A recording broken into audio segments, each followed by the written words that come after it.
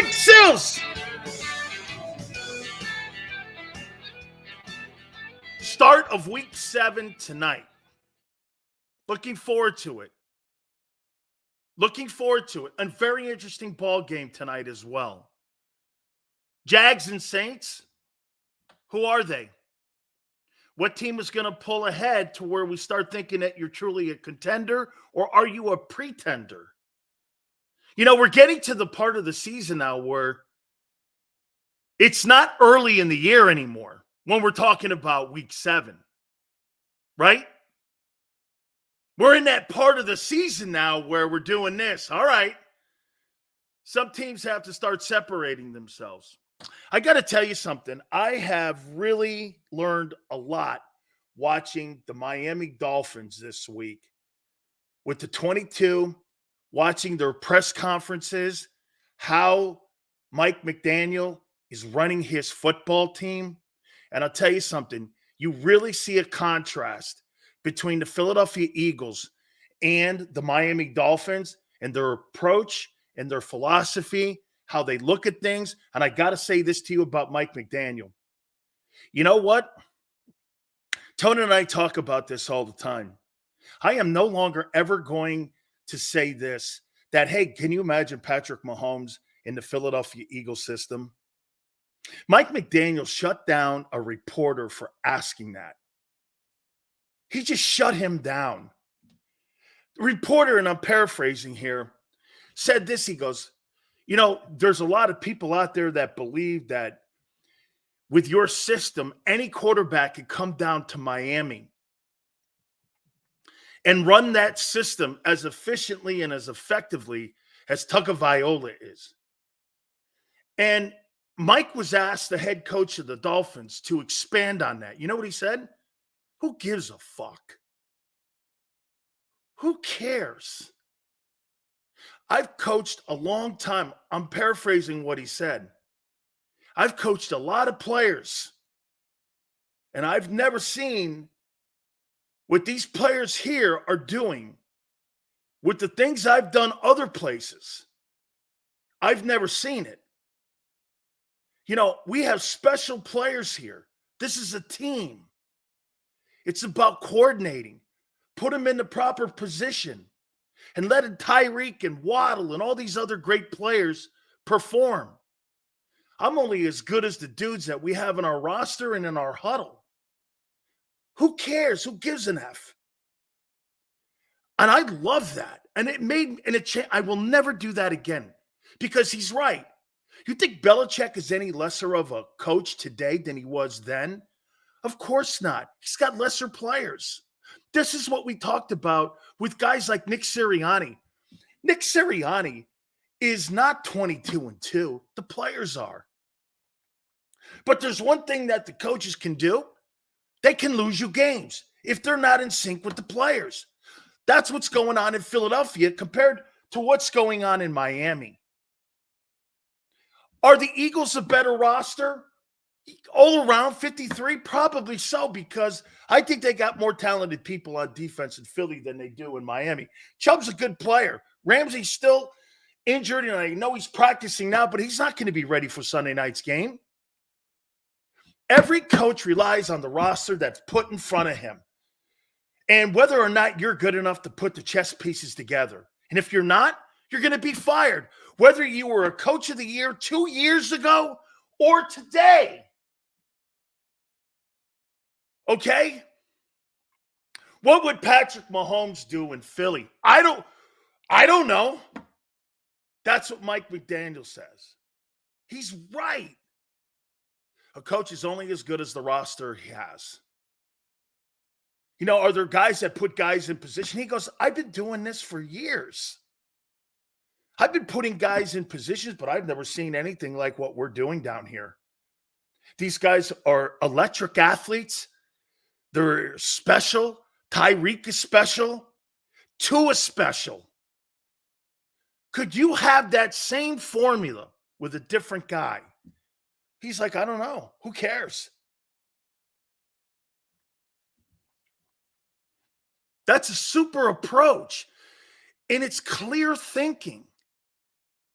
It's totally clear thinking on how you look at what your respected teams are doing. So when people say quarterbacks are products of systems, yeah, they're boutique systems developed for each and every single quarterback in this league. There's 32 system quarterbacks. Do we not agree with that? There's 32 system quarterbacks. 32 system quarterbacks. 32. And he is, I'll tell you why those players in Miami like him. Those players in Miami like him and respond to him because he doesn't overthink shit. He doesn't overcook it. He just doesn't overcook it. And when you start overthinking stuff, that's when you start to get in trouble. Really great. It's really a great philosophy in how they go about their business. They don't overcook it and they don't lie. And he's an eccentric dude. I can't wait to see this game Sunday. A completely different contrast on how you go forward and how you run your football team. The Eagles, you know the Eagles are? The Eagles are a no-shit organization. They're not going to try to fool you in any way possible. They're going to try to run it down your throat. They're going to play you hard. They're not going to be fancy. I'll tell you something about the Eagles. They're just not fancy. That's not like a fancy. That's a blue-collar football team. It's run blue-collar. It's in a blue-collar city. There's nothing elaborate about the way they go about winning games. Nothing fancy. No trick plays, no this or that. Something crazy. You're not going to see onside kicks and shit. They're going to go out there and beat you. And you know what it is? Some will say it's predictable. You know what else some will say? Well, let's see if you can take my best punch. Versus a team that tries to outdo themselves. I think Buffalo falls into that category sometimes. Okay? I like it, man. Going to get into the topics here in a minute. And we're going to dive deep into, as we get closer to this Dolphin game, what's happened to the identity of the Philadelphia Eagles. But for the record, the Dallas Cowboys have reached out to Ran Carthon, the general manager of the Titans, and asking what the possibilities of Derrick Henry's availability are. I don't know any more than that. But the Cowboys have reached out to Ran Carthon. And Rand's the brand new general manager of the Titans. And they're not actively trying to move Derrick, but they are taking calls. They are taking calls, okay? So, yeah. Interesting. Because they need help for Dak. If they're going to get this, what's the one thing that separates the Dallas Cowboys from the Eagles and the 49ers? They don't really have physical ball players on their team. Derrick Henry makes you physical and puts you in a conversation with those other two. You bring in Derrick Henry and you bring that player in, guess what? You're now a ball player when it comes to being one of the bullies. I would hate to see Derrick Henry land in Dallas because that would transform that offense. That would give them the punch. They're lacking the punch that San Francisco and Philly has. Talking with some of the Cowboy guys this morning and Michael Irvin. Again, I don't know how, on a scale of 1 to 10, I think it's a 6. Mike thinks it's maybe an 8. That would put them in the conversation. Okay? That would put him in a conversation for being a tough guy. All right. Hey, listen. Thank you, Quan, for reminding me. Do me a favor, guys. please do me a favor as we get into the week here and as we're getting closer to Friday here. Today and tomorrow will be the last opportunities for you guys to qualify for our Hooters gift certificates. By the way, Gary McCulley, the president of operations, is going to be with us at 4:30.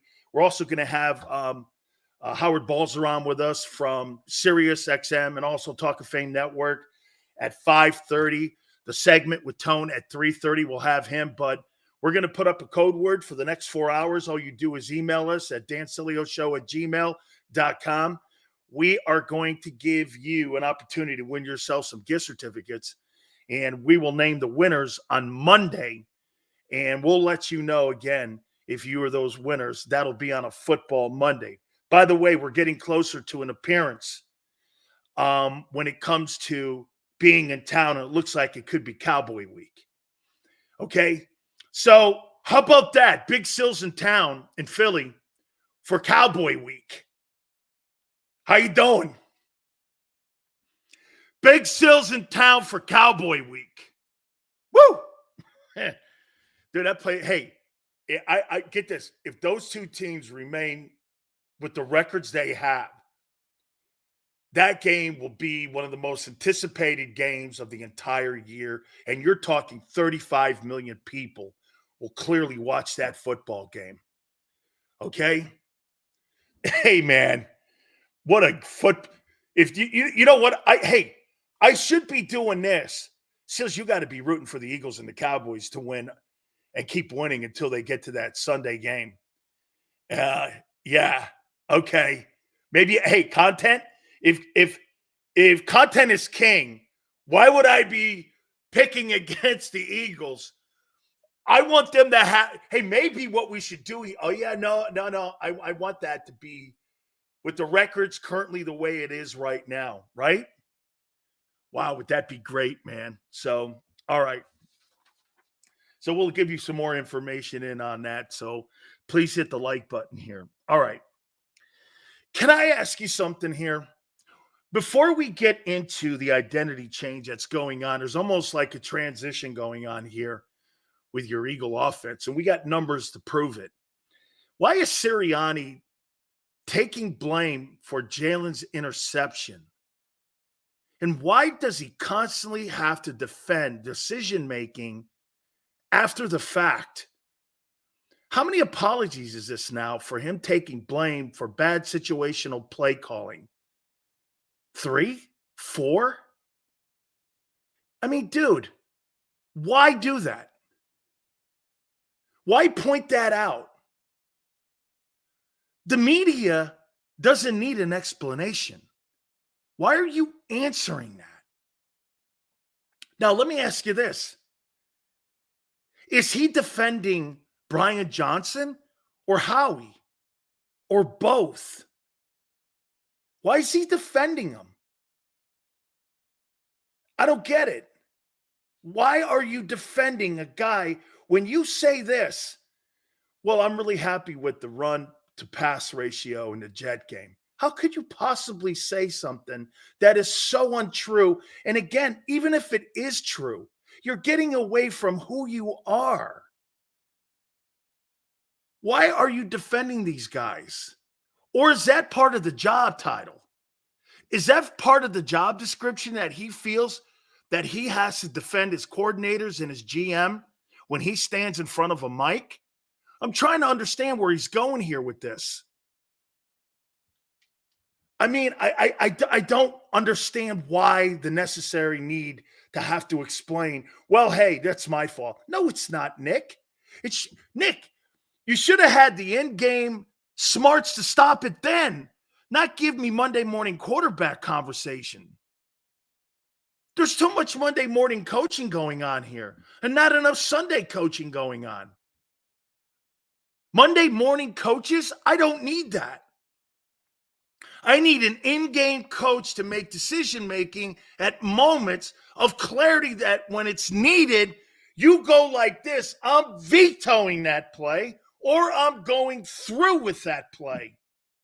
You can't have any more of a dynamic and difference of coaching compared to what Doug Peterson in that Super Bowl with the Philly and hearing Sirianni on a Wednesday or on a Monday explain mistakes made in games. You can't have any more of a difference in coaching. Coaches apologizing on Monday for mistakes made in games, and you got a coach in game with a set of balls on him. Run it. Go ahead, run it. There lies the difference. There lies the difference in coaching. Dude, it's okay to have coaches with a set of balls on them. Maybe what Howie and the organization's doing also is holding Nick back. Sirianni gave up play calling to focus on a game management, and he's been doing a shitty job of it. It's time for him and Jalen to step up. Dirty D, that's the point exactly. Dude, so they took the play. That's right, Dirty D. They took the play calling away from him so that he could have those decisions in game. Jalen put himself in a bad situations, ownership. Think about that. They took the play calling away from Nick to make calls in games for what he's apologizing for now. So that means he's doing a shitty job at both.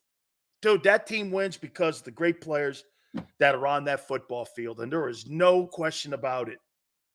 There is no question about it. That football team wins because of the exceptional leadership of the players and because of Jalen Hurts. There's no denying it. But what's happening is that the coaches are getting in the way here. Dude, they make some of the worst decision-making, and then they apologize for it 3 days later. Doug Peterson ain't doing any of that shit. That's not happening. That's not happening. Dude, you got to have better – you got to have a set of balls on you. That's my takeaway from those apologies. I don't need your apology on a Wednesday, Nick. I need your decision in the game on Sunday. That's exactly what I'm talking about. Look, I think he's a good dude. Personally, I don't know him from a can of paint, and I'm never going to make it personal.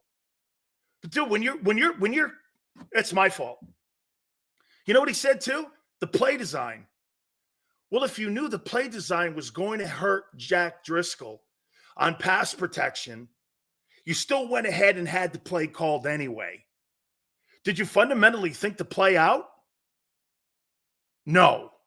Apologize Wednesday. That's inexperience. You mean to tell me you don't have a grasp on the protection and the personnel you have on the field for a critical time in the game when you have the lead on the road, knowing you're playing against the 32nd worst passing offense in the league, and you don't have a fundamental idea who's in the game, who's been hurt, what the pass protection is, where the ball's going to, and who you're trying to get the ball to? You're not an offensive coordinator, and you're not a decision maker. Tell me I'm wrong. And then we get an apology on Wednesday. Dude.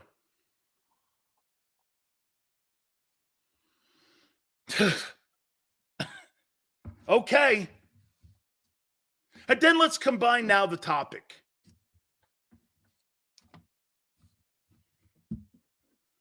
Here's proof that you want to change who you are. Here's your trends going into week 7. And I'm sure some of you will say, well, it's early.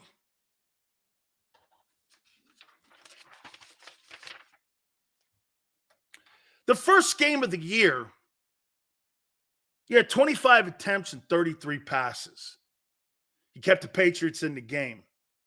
That's not a over-the-top unbalance. It's pretty balanced, in my opinion. Patriots held you to 97 yards rushing. You had 170 passing. Game 1, week 1. Okay, you don't really know what you're looking at in week 1 with any team. Week 2, You had 48 rushing attempts. You had 23 passing. You had 259 yards rushing to 193, and you dominated people at the point of attack. I mean, dominant. Week 3, you had 40 rushing attempts to 37 to that point, and I would say excellent balance. 37 pass, 40 rushes, 201, 277 in passing. That's kind of who you are. Week 4, 27 rushing attempts, 37 pass, 104 rushing, 319. Here's the complexing thing of this. Week 5, you had 39 rushes, 38 pass attempts, another great balanced attack. 159, 303. Going to kill every team you're in when you have balance like that. You're going to beat that's who you are. And then this last game against the Jets, 22 rushing attempts. Yeah, and you know what you have?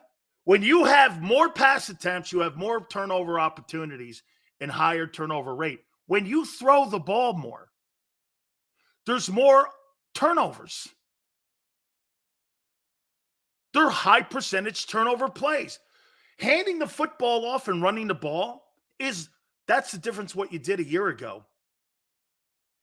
45 passing attempts, 80 rushing. That has to be the worst rushing game by the Eagles in 2 years. 280 passing. Now, what's the significance of these numbers here and these trends? And see, Sue doesn't understand that every NFL player gets trends on Wednesday. They get a trend book. Sue, you can call them stats, Sue, but every player gets a trend book that this is what the teams are doing. This is what the teams like to do. This is the predictability that the Eagles are. You have to understand, with trends that the Eagles have, they're not fancy. They're not going to do anything out of the realm. They're not going to have a lot of motion. They're not going to be doing a lot of trick plays. There's no creativity to the offense. It is becoming week after week more predictable. And here, what you get here, 33 pass attempts, 23 pass attempts. Now watch the number, 37, 37, 38, 45. Why is the passing attempts going up and the running attempts going down?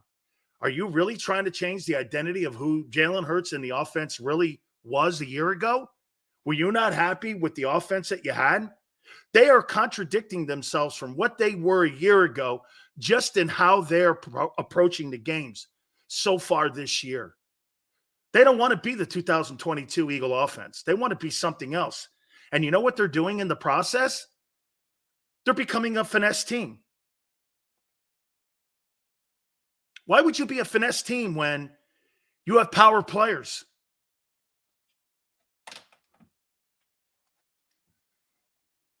I mean, why do you want to throw the ball more? That's not his top skill set. His top skill set is dual threat. He's not a pocket passer. Evident the turnovers. Okay, I mean, in every game since the Super Bowl, he's turned the ball over. Every game since the Super Bowl, Jalen Hurts has turned the ball over.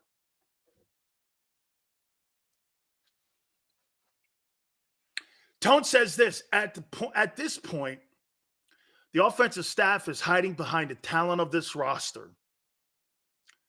They have done nothing to elevate the talent they have. Totally true, except one guy. The talent has elevated the coaches. Steichen was the smartest man in the room last year. We see that now. He was. You know why? Put a play out there for Hurts and said, do what you do. Remember what some of the comments were last year with the offense? Hey, if Jalen thinks he has to run, run. If Jalen doesn't think to run, don't run. Now, hey, slide, get down safe.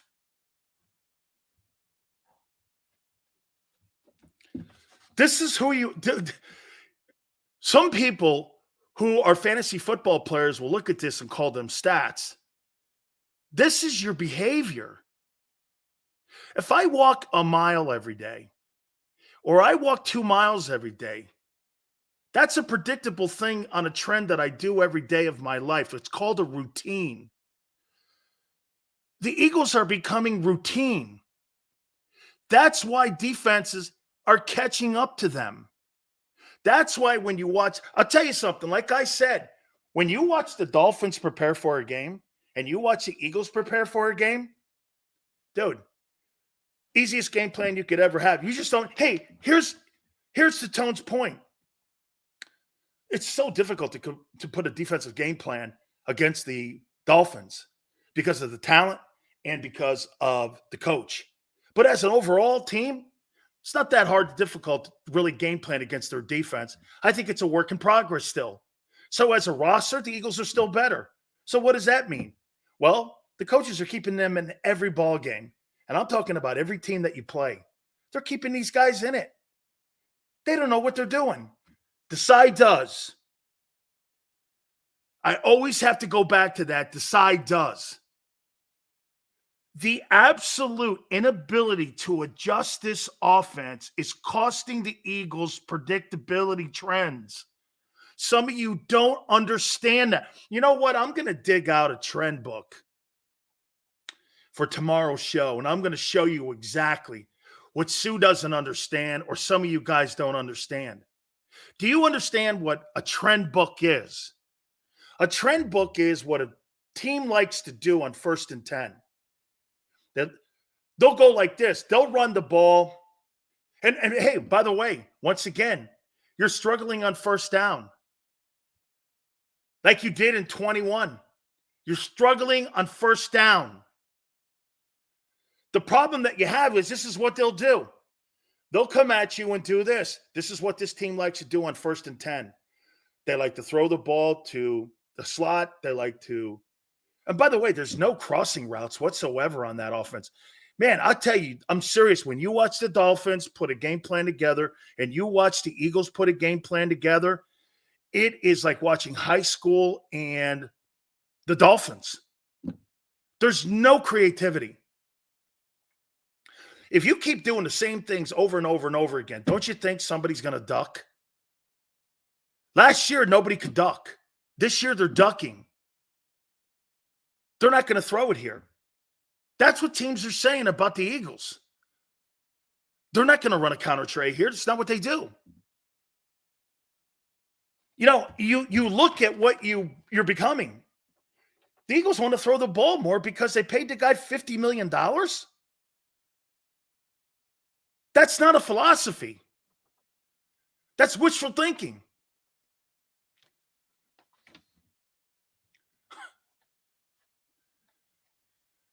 Leave the game plan to you, Nick.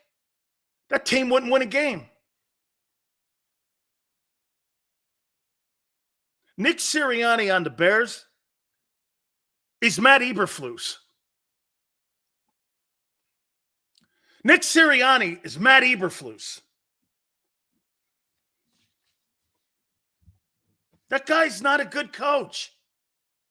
Apologizing on Wednesdays every other week for plays that he should have affected and should have been involved in stopping instead of giving us explanations why it's his fault.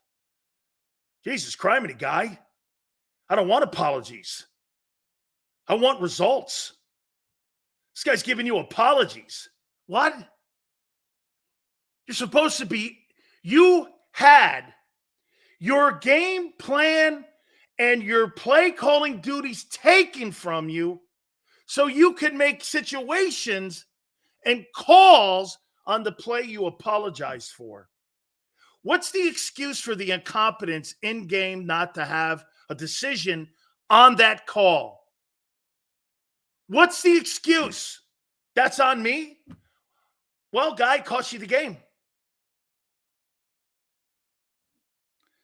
Now that I think about it, Jalen didn't call it. Hey, let me take this back. Jalen Hurts didn't lose that game. Nick Sirianni did. Well, wait. Jalen should have stepped up and said something. Jalen's lack of balls also hurt them in that moment. Hey, wait a minute here. Shit, I'd rather have you take too much time penalty and take the thing and make them punt it. Get this. You want to hear something crazy?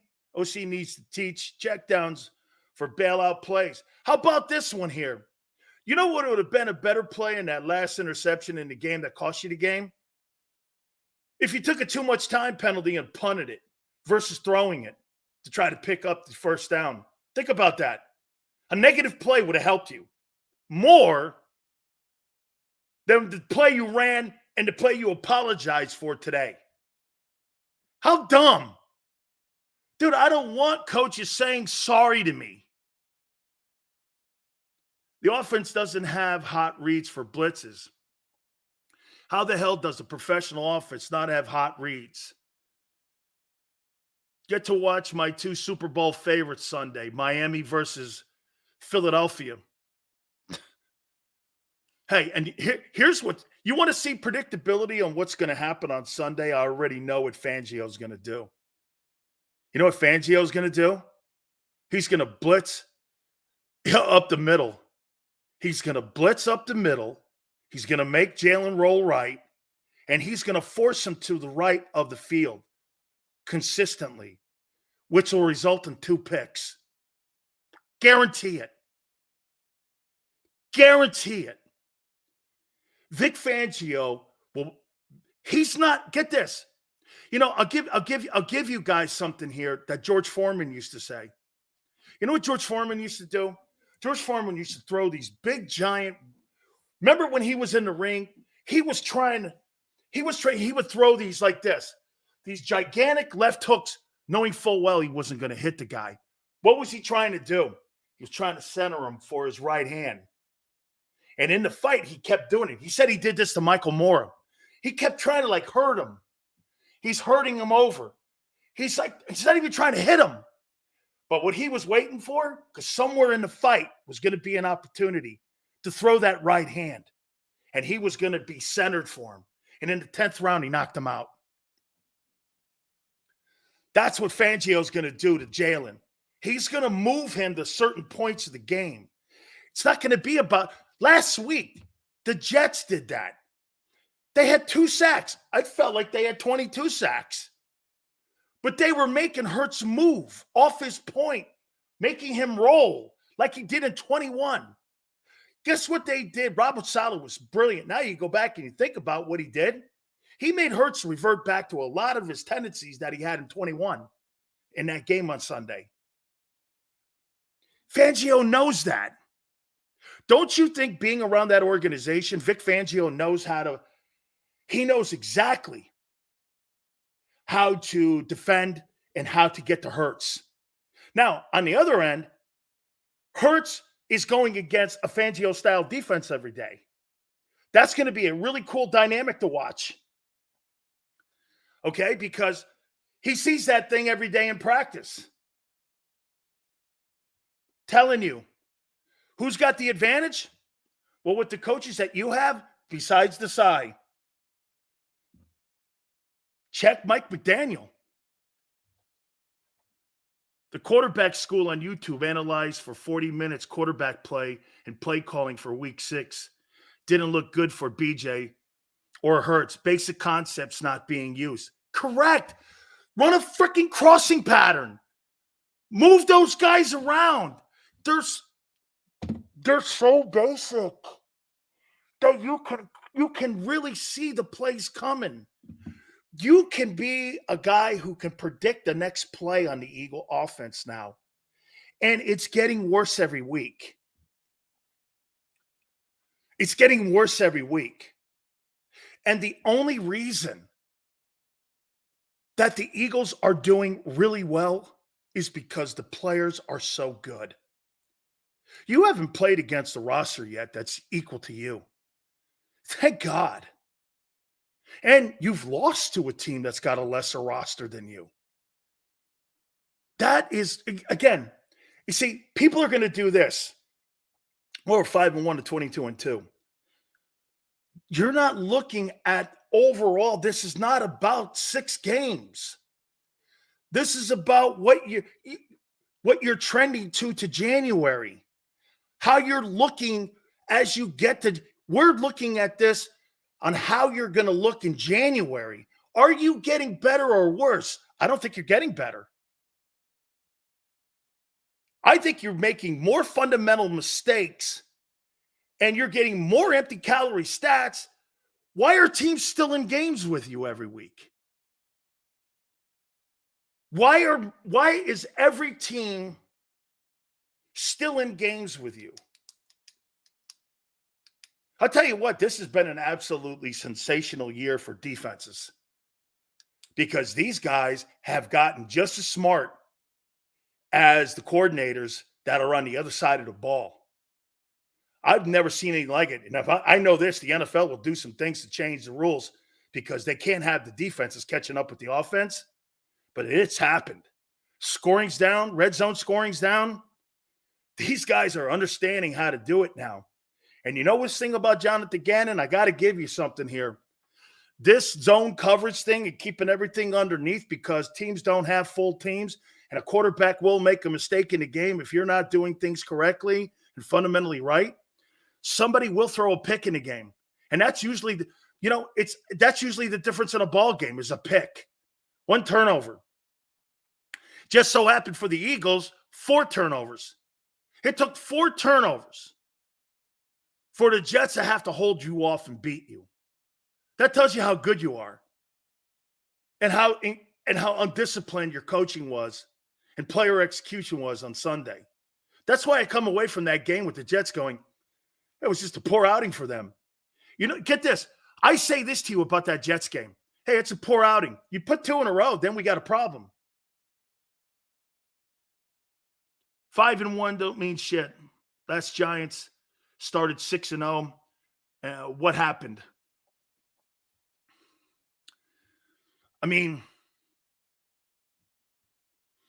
yes, but we all don't know. This is all just assumptions. Like I said, even a good situation team right now could falter at the end of seasons. I'd rather have this problem now. Yeah, but your problem is unattainable until the only person that can fix this is the quarterback. Your coordinator's not all of a sudden going to become North Turner.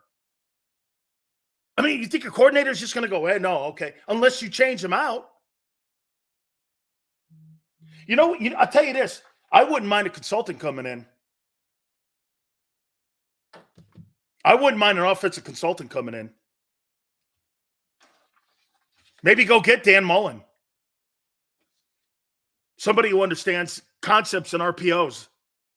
Get somebody who is an RPO guy who understands it because Brian Johnson and Nick Sirianni do not. Got to hand it to Steichen, man. Him and Jeff Stoutland were the best coaches in your offensive coaching staff last year, and it is no doubt about it. No doubt about it. No doubt about it. Steichen developed him and was developing Devontae. Get this. Look what Shane Steichen did last year. Shane Steichen developed Devontae, got the ball to AJ, turned Jalen into an MVP candidate. Goddard was on his way to 900 yards in a Pro Bowl. The running back had a Pro Bowl season. And this year, there's one guy performing well since week 2. Disguise the offense and pass under 3 seconds. Get a check down assistant for Navy. Link will be loud. Hey, they're going to blitz him. They're going to absolutely blitz him. And get this, just like Brady, you could blitz Brady off the perimeter and he would feel it and field pressure. What was the one thing that teams like Baltimore and Indianapolis with Dungy wanted to do? They didn't want him to step up in the pocket. So the internal pressure always frustrated Brady when teams got internal pressure. That's what the Rams did to him. Hit the like, peeps. Time is maniac on today. Who's maniac? Pedro goes, let's be honest. Hurts has been breaking the pocket on the right, even when Lane was in. So add that with the inevitable pass or rush that's coming. Jalen will throw some picks. Hopefully it doesn't cost him. Run the ball, man. Get back to making defenses respect you and what you do best. Look at these trends. You're increasing your passing every game. Why? Don't you get it? And maybe I misled you when it came to Jalen throwing 4,000 yards. Because at the end of the day, Jalen throwing for 4,000 yards will cost you a Super Bowl. If Jalen throws for 4,300 yards, you're not winning. That's not who he is. And your zest to have him be a 4,300-yard passer, what does that lead to? Where he is right now, 7 picks, 7 touchdowns, 8 turnovers. You wanting him to be more of a passer, the Eagles wanting him to be more of a passer, has turned Jalen Hurts into a turnover machine. That's not what he wants to do. That's why he's pissed. I don't blame him. And you got a coach making these obscene comments. I'd rather have him say nothing. Dude, why does this coach feel that he has to have the Eagle media or the Philly media like him? Who gives a shit if they like him or not? Why? Because he's worried about bad press for his coordinators? This goes back to what Tone and I were discussing yesterday. Really, who's the star of the teams? The players, these coaches. They don't want them to have a bad light with the fans, and it's important to make the coaches seem like they're doing the right thing. So you fall on the sword for them and you lie to them and you tell people, hey, these guys are doing a really good job. Who cares? The coaches should be seen and not heard. I'm not talking about the head coach, I'm talking about the coordinators. I would say this to you. Do the coordinators in New England, do they talk at a press conference? I've never seen a press conference where you had a coordinator up in New England talking. I don't know if I've seen that. Maybe once a month. But I know when Brady was there, I don't remember assistant coaches getting to the mic. Maybe in a scrum around practice. I don't ever remember those coaches talking and saying something that would contradict what Nick said. Okay? Seals, is it weird watching 1 p.m. Eastern games at 10 a.m.? I still haven't got used to that, maniac. Hey, 5-star, what up, brother? Seals, make up our minds. What do you want as a quarterback? We say he just wins, and you talk about stats for 2 years. Which one? Philly, I told you, that's not my style of quarterback. I don't know how many times I've emphasized that. Jalen Hurts is not a quarterback that I want to build my football team around. I want the style of Joe Burrow. I want that kind of quarterback. I want to win games solely from the pocket. That's the quarterback I want. But since you have built your team around this, he is about what he's doing with these numbers. When you see passing numbers and passing attempts go up, and you're taking away from the other dimension of what he does, it does matter. Whether Brady runs less or Manning runs less or Burrow runs less means totally nothing to an outcome of a game. But with Jalen, it does. Because that's who he is. And the Eagles are trying to get away from what he's not. You're telling me, make your mind up. Well, hey, Philly management and coaches, make your mind up. What do you want the kid to do? You paid him $50 million, and now you're afraid he's going to get hurt doing what he does. You see what they've done? They've contradicted themselves. There's the point. The Philadelphia Eagles have contradicted themselves when they paid him. They're trying to make him into a passer by taking away his skill set. They think he's someone else, and he's not. Hey, get this. You look at his numbers and you go, it's not the numbers, it's the turnovers. Well, Sills, all those turnovers aren't. Of course they're not. Because your style of play that you're taking from him, putting him into now, is causing him tip passes, fumbles. He's turned the ball over in every single freaking game since the Super Bowl third quarter. That's not made up. Okay?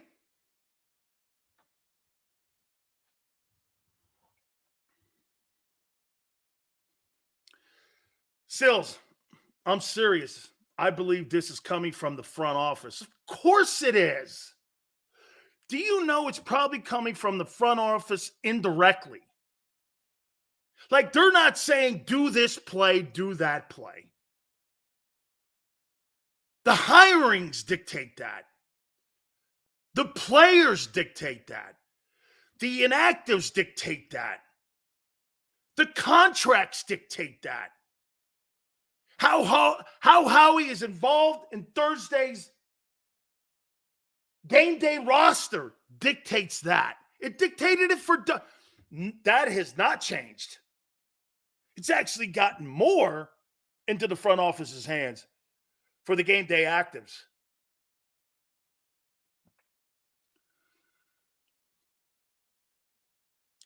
Look at LJ going over the other end.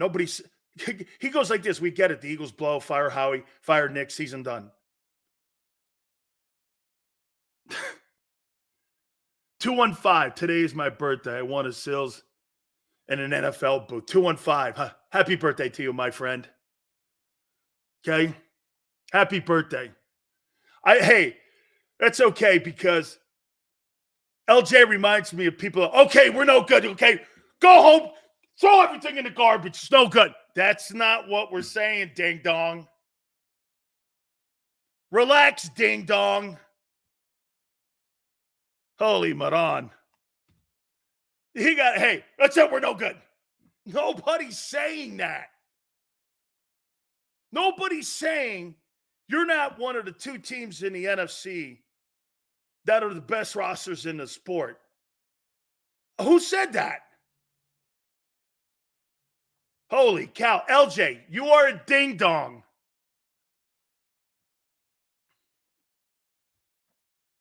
Hey, LJ, I don't understand sarcasm. Ding-dong. Seriously, I used to love ding-dongs. You know those ding-dongs you had when we were kids? You dipped them in milk and shit? Love ding-dongs, man. I love ding-dongs. And like my friend in here, ho-ho. I like ho-hos. Hostess ho-hos. Devil dogs, too. When I was in college, I could eat a box of devil dogs and not gain a pound. Now, if I look at a half of a devil dog, I gain 30 pounds. No good. It's not good. It's not good for me. I can't eat a ding-dong. Plus, now my digestive system's not what it used to be. I can't even eat a Tic Tac. Not good. No good. It's no good.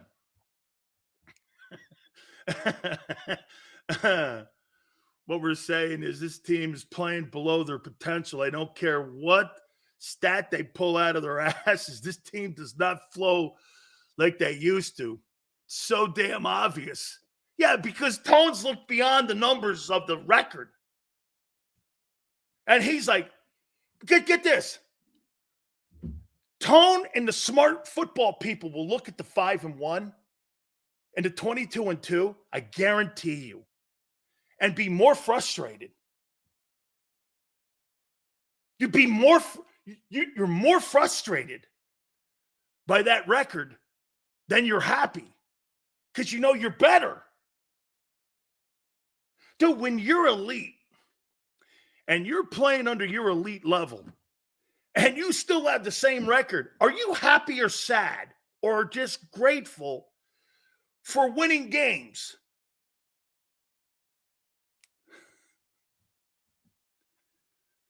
Got to think like Jason Kelsey. Sills ain't saying the team or the roster sucks. He's saying they need to go to their strengths. We're playing below our potential. We could be much better. Coaching needs to address it. Yeah, but Q. So do you think that Nick Sirianni, Q, help me on this. So when Sirianni and Brian Johnson come to the podium on Wednesday and say that they're happy with the direction of the run-to-pass ratio and they're cool, and then Nick apologizes for the last interception, do you personally think they're addressing that with the team and telling the team something completely different than what they're telling the media? Which is it? And Q, I'm not calling you out. But what I'm saying, so are they telling the team something completely different than they're telling the media? It wouldn't be underneath anything that the Eagle media PR part wouldn't do. I know the guy that runs the place. That wouldn't be anything undermining that he would do. So, I mean, so when you say that, Q, that they have to address it, they haven't. You want to hear this? The Eagles haven't addressed what's happening to their offense with the players yet. It's evident in the conversation that Nick has with you and the media every Wednesday. They think they're doing a good job. They think they're on track to win a Super Bowl with what they're doing. Get this. The Jets loss is so ugly because if you played that team 10 times, you would beat them 10 times. But with that staff, you'd beat them 7 times. With Doug, you'd beat them 10 out of 10. Even on a bad day.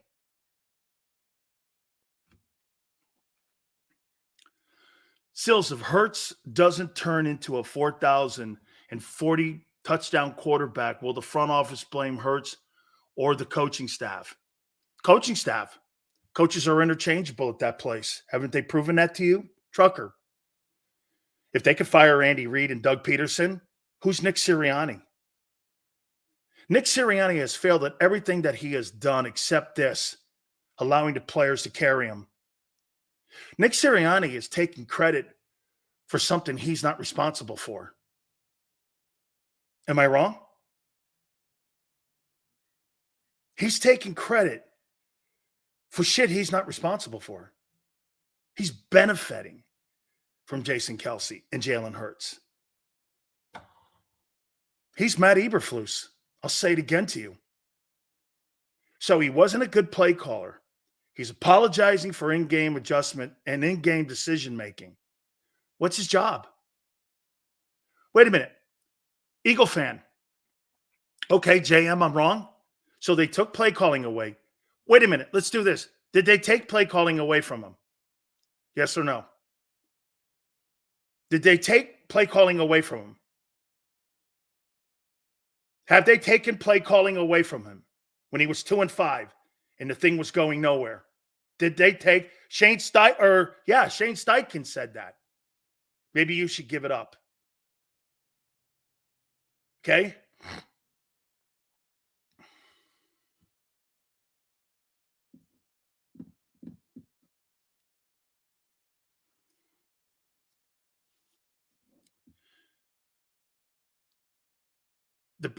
You're right, Sills, and the proof is happening before our eyes. So they took the play calling away. Now he's apologizing every other day for mistakes that are made in game, for decision making that they solely gave him that responsibility for. And he's apologizing for picks and shit that he, on Wednesday, that he should have addressed Sunday. What's his job? I don't want to hear you apologizing and making poor decisions in the game and telling me after a fact that I fucked up. You don't get mulligans in this. Nick takes bullets for his guys. That's not coaching. That's a puppet. Which head coach out there? Can you put that up for me, Tone, please? What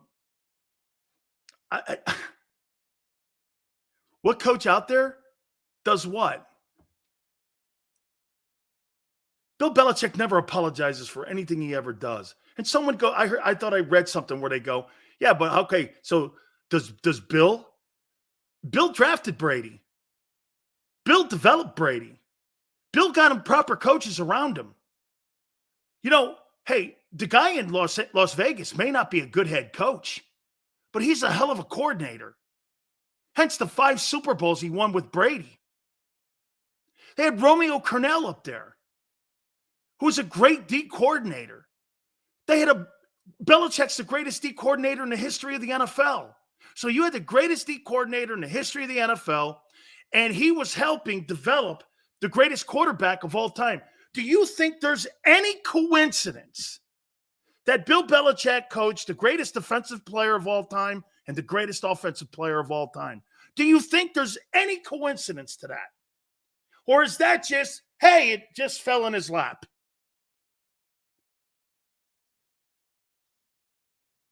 Right? Oh, it can't give him credit for LT. Why? Coached him. He coached him his entire career in New York. He was brought in by Ray Perkins, my coach, not by Parcells. No, it's coincidence, Sills. Oh, of course it is. Because every coach in the NFL has coached the 2 greatest players on both sides of the football. Okay. Yeah, all right. That's some lightning bolt.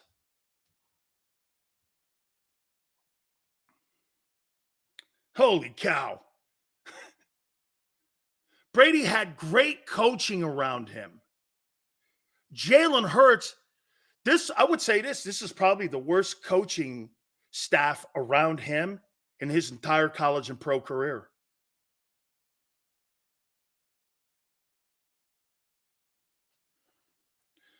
Because they're not getting him better. Jalen Hurts shot out of a cannon last year.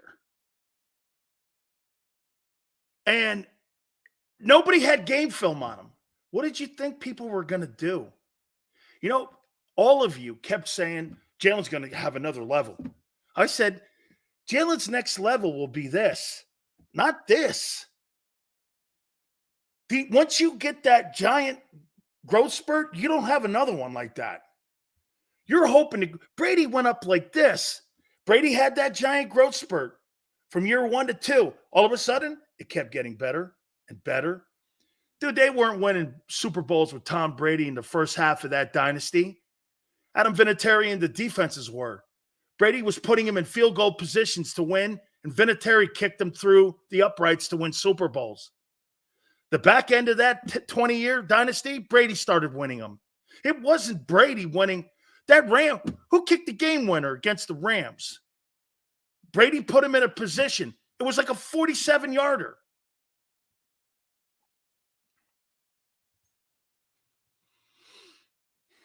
I mean, it's incredible.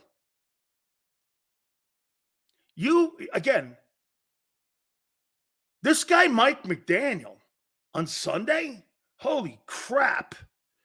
He is something else to behold. When you look at the Eagle, I mean it, man. It's like they drew these plays up on a chalkboard. There's nothing creative to them. You know what? Brian Johnson's a lot like Jonathan Gannon. There's zero creativity to it. Zero. Sills, I agree with you. I'm just saying something needs to be done about it. It's bad how they give up on the run. So, okay, if you're a good coach and you know a guy does one thing well, when you exploit that, Instead of trying to manage that,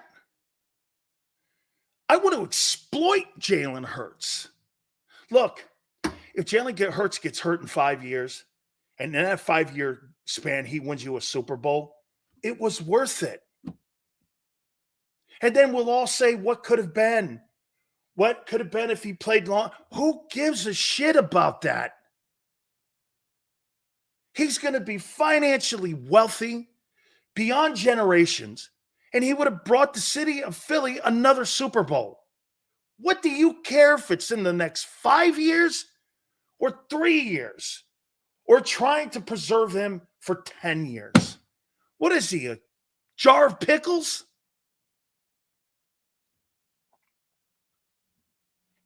Damn. This is football. People get hurt. People don't play a long period of time. People sometimes play 20 years. You know, the almost unfair litmus test and thing out there now will be that what Brady did. It's unachievable, even for Mahomes. Miami's offense is a concept of quick slants and flat by a tight end. If you can play press man to man, they hit that flat for 7 yards. You play zone, they toss it to Hill on the run with motion and gain momentum. Christopher, and then they do those jet sweeps and they do those counter trays and they do those tosses. It really, man, and every single guy that's in the formation gets a pass play that helps them become wide open. Okay?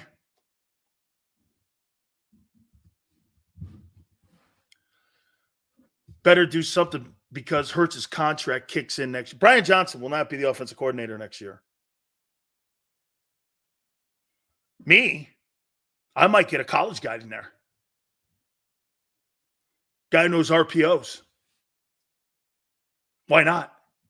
Most of these RPO offenses now are based off of what you're seeing in college, not by the pro style guys. I want something that's more conducive to what that guy's skill set is. Dude, look at how good Anthony Richardson was looking before he got hurt. Shane knows how to coach RPO. You need to find a guy like that. You know, Howie tried to replace all the pieces on the chessboard this offseason because of all the guys that he lost, right? He wasn't able to get this. Remember what we said, who was going to be the biggest loss this year? Was it going to be Hargrave, Gardner Johnson? It's Steichen.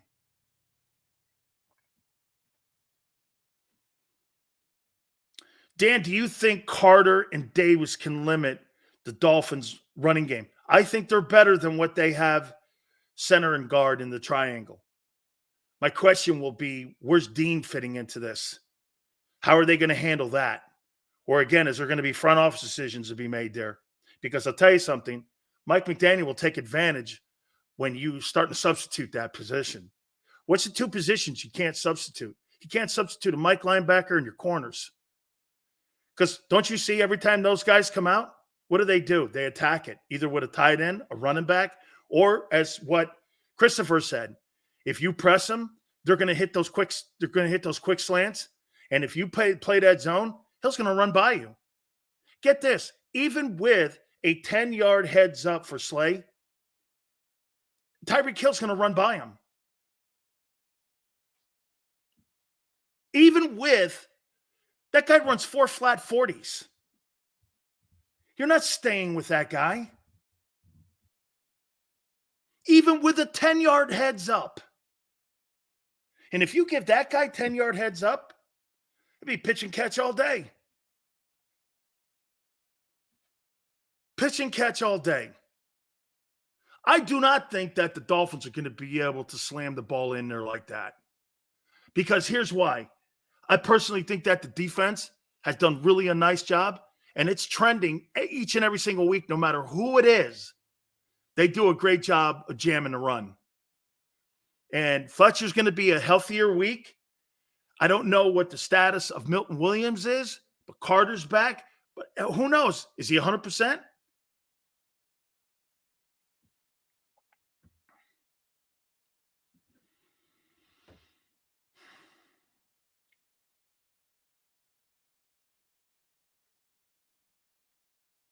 Great news, Lane Johnson and Devontae Smith have practiced today. It is? Will they be effective? It is. Totally is. Will they be effective? Hey, by the way, I got to say this to you about Julio Jones. He seems motivated. He seems motivated. I heard his shit talking. I want to come in here and dominate. Okay. Only way we beat them is to play inside coverage and make sure they have to run the ball down the field. Tua doesn't have a strong arm. Our pass rush needs to get home. That's the only formula. Here also, too, Christopher, you've got to move Tua off this point. He's one of those spot passers. He's got a comfort zone in that pocket, and he likes to be in a spot. Every great passer has a spot. You want to move him off. Monty Kiffin taught me this, and so did Buddy Ryan. You want to do something cool. You've got to move these guys off their point, okay? Totally have to move them off their point. I got to show you guys something before we go to a timeout. It's the old vet locker room.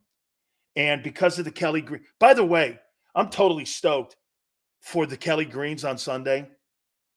I don't care what anybody says. I'm stoked. I got to show you this, man. Check it out. So here's Jerome's best friend, Tim Jenkins. This is a year after the unfortunate passing of Jerome. Look what the Eagles did at the vet. This is a personal picture that I took when we all celebrated, when they had the opening day deal there. And check it out. That's Tim Jenkins, Jerome's best friend from Brooksville. And they kept his locker at the vet like that, I think for like the whole year. And then I think they took the locker and they shipped it to Brooksville. I thought you guys would like, again, we're celebrating Kelly Green. Okay. Pretty cool, huh? That's the old, look at the old shitty vet lockers. Hey, is that not symbolic of Philly? Look at those. You got better locker rooms at Franklin Field. Look at that thing, man. Holy God. Oh, my God. Look at that thing, man. I had to share that with you. We're going to look at week 7 of the NFL, more into what we see with this Dolphin team too. The vet used to have a courthouse in the basement. Hey, Cody, I thought it was at the 700 level, not in the basement. I'm looking forward to that, man. Yes, Sills, if you email it to Tony, he could put it up on the screen and StreamYard it. I've been to Brooksville, Sills, went down to the Players Club. Cool. Very cool, man. Very cool. Very cool. Hey, Hollywood. That's why you had a lot of cats at the vet. Okay? Oh, Sills had better lockers in upper middle class private high school. Look at you. Look at him trying to turn me into like Daniel Sileo instead of Dan. That's Daniel Sileo because he went to a Catholic private school. I did go to one. Kicked the shit out of everybody, too. We had 33 guys on the team. We're going against these schools with 3,000. This school here, I represent this school now, Stanford High, because Catholic High got closed. And so, this is where Gary Cobb went. Gary Cobb went to Stanford High School. Yeah, okay. We'll take a look at that. Hey, folks, don't forget our good friends at Hooters. My friend Gary McCulley, the president of all 7 of the locations, is going to join us at 4:30 also as they get ready for Thursday night and a big game on Sunday with the Eagles and the Dolphins, and NFL Saturday or Sunday and college football on Saturday. Great place for you to go. 40th anniversary. They just had the party the other day. Look, all the way from Rhode Island down through Jersey, all the way to King of Prussia, all 7 of the locations. You go to northeasthooters.com to find that location nearest to you for you to experience what we have been talking about now for the last couple months. And for me, really almost 40 years. Tonight, if you don't want to go into any one of the places, use the app. Go to HootersToGo.com. That's HootersToGo.com. If you do go in, you'll experience some of the best 40-year traditions. Tuesdays, buy 10 wings, get 10 boneless free. Wing Wednesdays, 40-year tradition. 1983, the year the place was founded. That's right, 1983, all you can eat. Kids eat free on Saturdays. How about $6, 6 items? Try the fried pickles. Go to northeasthooters.com. That's northeasthooters.com. And do me a favor, every time you roll into any one of the locations, you tell them Big Sil sent you.